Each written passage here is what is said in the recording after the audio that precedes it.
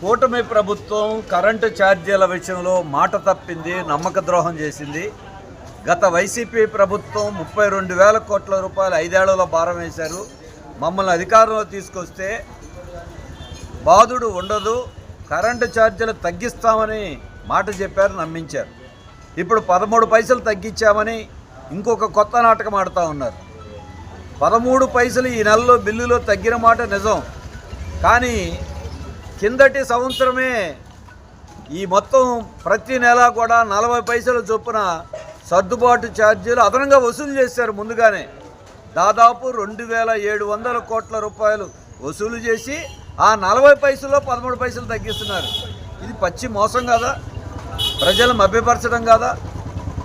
దీనికి తోడు సర్దుబాటు ఛార్జీల పేరుతో 15,485 కోట్ల రూపాయలు ఈ 16 నెలల్లోనే భారం వేశారు.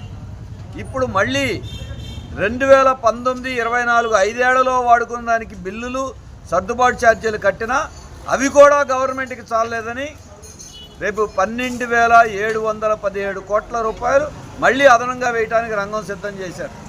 ఈ నెల 18వ తారీఖున విద్యుత్ నియంత్రణ మండలి దీని మీద విచారణ జరుపుతూ ఉంది. విచారణ అంటే తుత్తు మంత్రంగా ఆదేశాలు ఇవ్వడానికి రెడీ అవుతున్నారు. 15,000కి మళ్ళీ 12,000 అంటే సంవత్సర కాలంలోనే 27,000 రూపాయలు జనం నెత్తిన భారం పడుతూ ఉంది. ఇప్పుడు స్మార్ట్ మీటర్ల పేరుతో కనీసం బిల్లులు కూడా ఇవ్వట్లేదు. ఎంత కాల్చారో తెలియదు, దేనికి ఎంత వేసారో తెలియదు. ఫోన్లో అమౌంట్ పంపటం, కట్టేయమంటాం. మరి ఇవాళే ఇలా ఉంది. ఇక దీన్ని కూడా ప్రీపెయిడ్ విధానాన్ని కూడా అమల్లోకి తీసుకురావటం దశల వారీగా సిద్ధం చేస్తున్నారు. నిన్నటిదాకా ఇదేం విధానం లేదు, ఒట్టి మీటర్ మాత్రమే మారుస్తున్నామని జనాలు నమ్మించారు. ఇప్పుడు బిల్లు రాదు, వచ్చి చూడరు, సమాధానం చెప్పే అవకాశం లేదు. రేపు ప్రీపెయిడ్ పద్ధతిని కూడా అమలు చేయబోతున్నారు. అందుకే ఒకవైపున కరెంటు భారాలు, ఇంకా వైపున స్మార్ట్ మీటర్లు, ఈ రెండు కూడా అదానీని మేలు చేయటం కోసం, అదానీని బాగు చేయటం కోసం రాష్ట్ర ప్రజల ప్రయోజనాలని పణంగా పెట్టారు.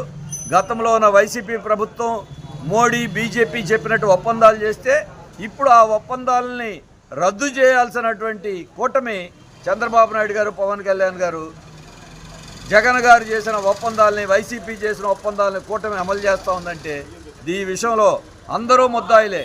ఇప్పుడున్న ప్రభుత్వం ఏమీ మాట మార్చకుండా, మాట తప్పి నమ్మక ద్రోహం చేసి మోసపూరితంగా వ్యవహరిస్తోంది. అందుకే రాబోయే కాలంలో భారాలకు వ్యతిరేకంగా, స్మార్ట్ మీటర్లకు వ్యతిరేకంగా ఉద్యమించడానికి ప్రజలు సిద్ధం కావాలి. సిపిఎం రాష్ట్ర వ్యాప్తంగా పోరాటం చేయడానికి కూడా సిద్ధమవుతుంది.